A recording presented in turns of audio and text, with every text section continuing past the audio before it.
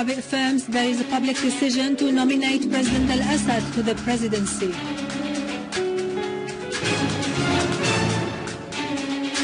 Al-Muqdad and Zarif affirm that Geneva II priority must be to combat terrorism and stop the support for the terrorist Takfiri gangs.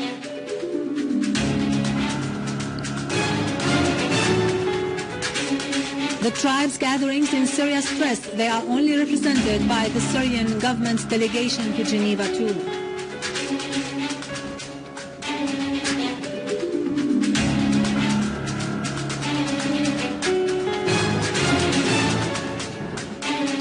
The Iraqi armed forces continue their operations to pursue terrorists in various areas, particularly in Al-Anbar.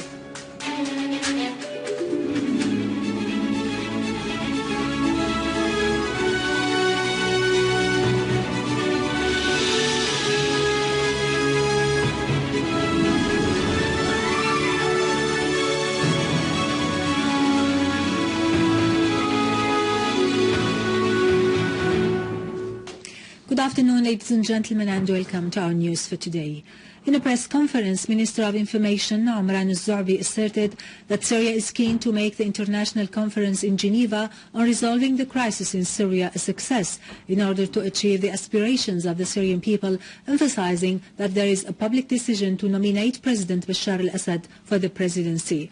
Al-Zarbi stressed that the armed groups that exist in Syria under different names are all terrorist groups, and all their attempts to show themselves as moderate will not deceive the Syrian people. Al-Zarbi added that the terrorists who attacked in federal Russia are the same, holding the same political and financial identity as those who commit crimes in Syria and Iraq, asserting that it is the right of all Syrians, Iraqis and Russians to defend their national security. Al-Zarbi stressed that the state which commits terrorism in the world is well known. It must be held accountable and must pay the price.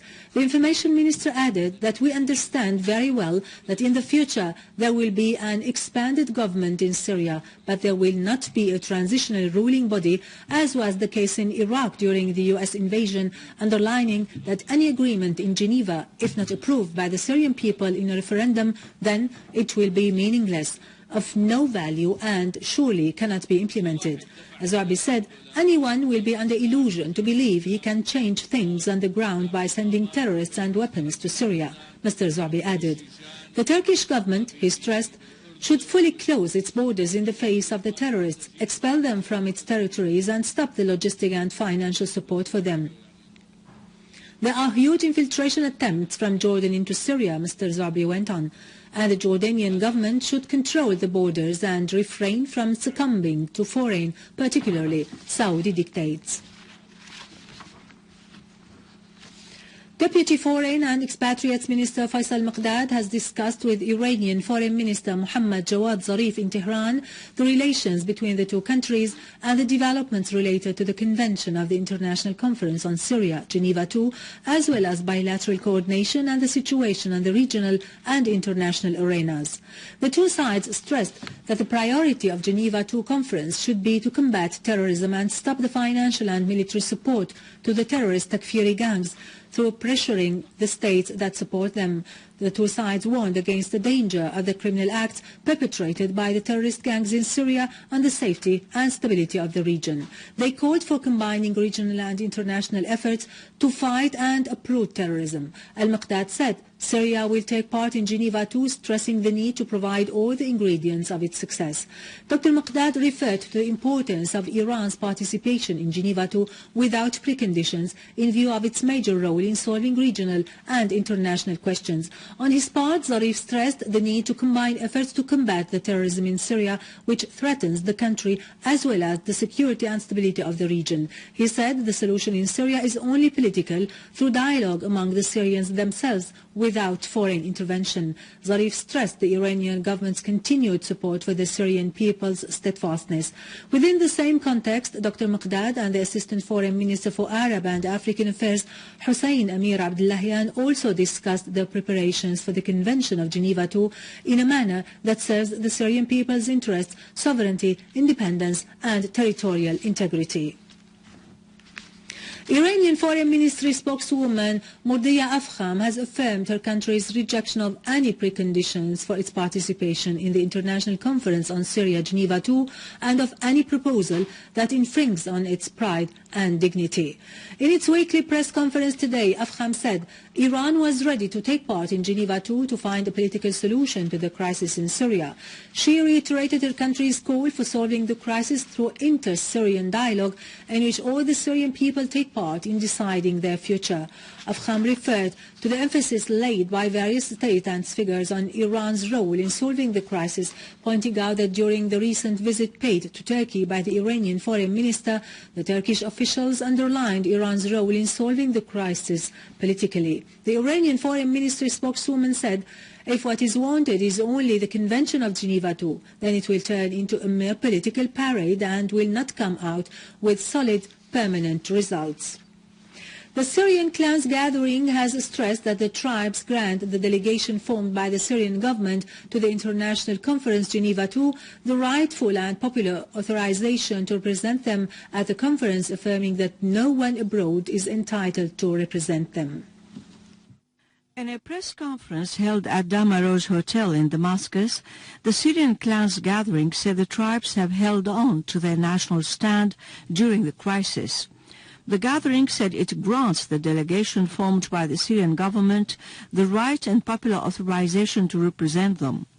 If the tribes are wanted to be represented with a delegation, then such representation will not be through people abroad, because those people represent no one but themselves, and they certainly do not represent the clans and tribes inside Syria, the gathering stressed.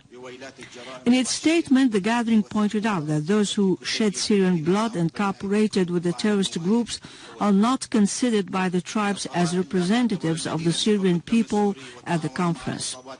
The gathering added that there are many figures and sites abroad who have alleged to represent the tribes and who have been sponsored by pro-terrorism states in order to claim to be representatives of the Syrian tribes, whether within Al-Doha coalition or within the Istanbul Council. The gathering also stressed that only Syrian citizens are the side that is entitled to find a solution out of the crisis without any foreign assistance. It expressed full support for the Geneva II conference, which the statement hoped would offer one such solution without foreign intervention. The gathering also stressed that the tribes and clans are standing with the Syrian Arab army in one trench to confront the conspiracy and triumph over it, and standing with the people behind their wise leadership, which is the only guarantee for the Syrian unity of land and people. The gathering presented a set of photos and videos that illustrate the crimes of the terrorist groups in Syria, which have targeted infrastructure, mosques, churches and factories, as well as schools, hospitals and power, communication, transport and water networks.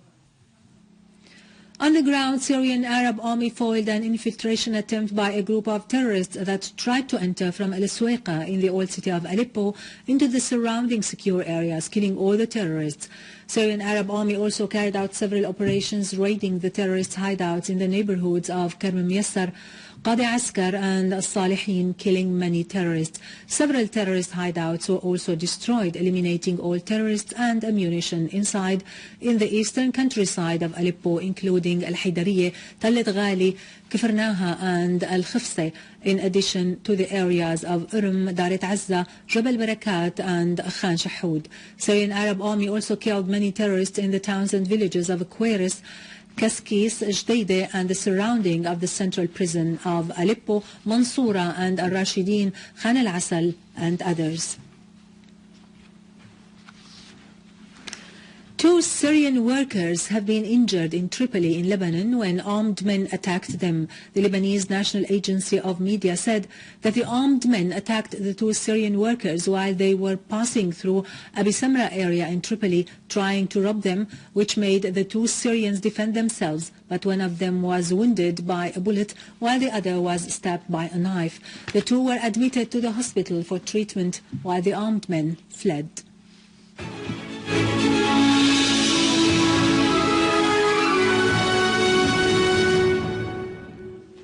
Welcome back. Iraqi army continued its operations to hunt down the terrorists in several areas, especially in the governorate of Al-Anbar. Iraqi security forces killed 5 terrorists from the so-called the Islamic State in Iraq and the Levant, which is affiliated to al-Qaeda, and arrested 2 others in al-Ramadi. In Fallujah, the Iraqi security forces killed a terrorist nicknamed as Abu Tufail al-Qawqazi, assistant of the so-called Mufti al-Mujahideen Shura Council in the city. The Iraqi security forces reopened the highway in Anbar, west of the country. They also opened roads for quick passage of truck drivers and fuel tanks to ensure they arrived to Ramadi and Fallujah. Meanwhile, a unit from the customs police killed 2 suicide bombers who were trying to attack the customs department of Tikrit in Salahuddin Governorate. Iraqi police also thwarted a terrorist attack that targeted the houses of the citizens in the southern city of Dujail, south of Tikrit, killing 3 terrorists. As part of its policy to Jewdize the Palestinian land, Israeli forces of occupation are planning to construct 272 settlements in the West Bank. The anti-settlement organization Peace Now said that the agreement and the project was gained on the eve of the departure of U.S. Secretary of State John Kerry from the region, adding that starting the construction might be very soon. Such plans by the Israeli occupation demonstrate the extent of its carelessness for the international law and for the calls to stop the settlements in order to resume the negotiations with the Palestinian side. The Israeli continuation with constructing settlements also show the Arab international complicity in covering up the continuous crimes committed by the occupation forces against the Palestinians. Iranian President Hassan Rouhani said that his country was among the leading states in combating terrorism and extremism. Chairing the first meeting of the governors, Rouhani said that Iran has always played a pioneering role in combating violence and extremism, adding that Iran was witnessing a relief vis-à-vis external policy. He further underlined the necessity that the talks with 5+1 group be based on a win-win principle, adding that the talks would have reached a deadlock had win-lose principle continued to prevail.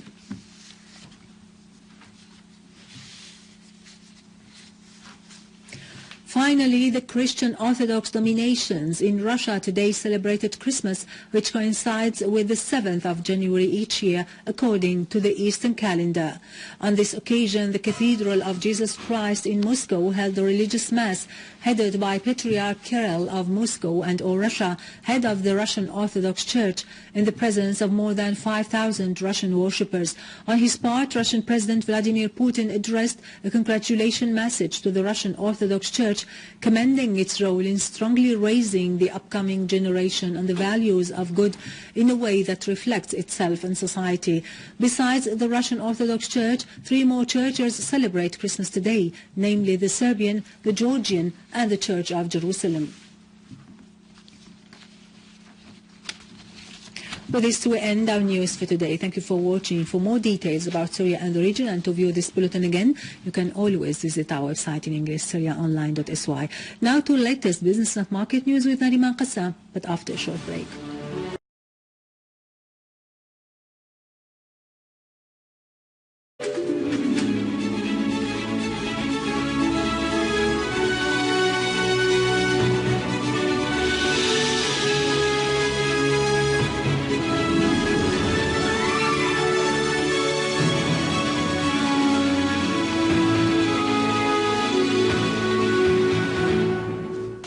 Good afternoon, ladies and gentlemen, and welcome to our news for today.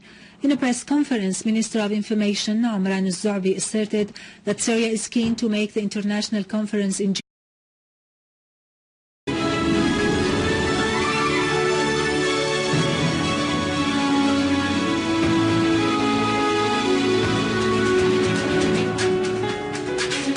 Al-Zarif affirms there is a public decision to nominate President al-Assad to the presidency.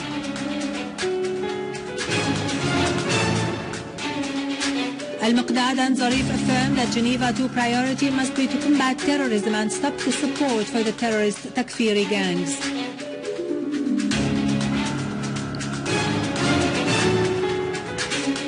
The tribes' gatherings in Syria stressed they are only represented by the Syrian government's delegation to Geneva too.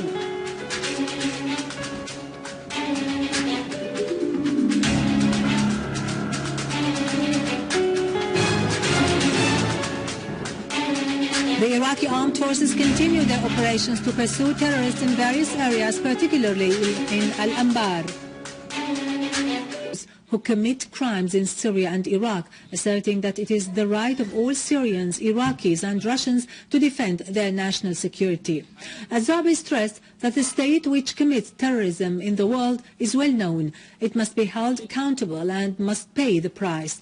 The information minister added that we understand very well that in the future there will be an expanded government in Syria, but there will not be a transitional ruling body, as was the case in Iraq during the U.S. in Geneva on resolving the crisis in Syria a success in order to achieve the aspirations of the Syrian people, emphasizing that there is a public decision to nominate President Bashar al-Assad for the presidency.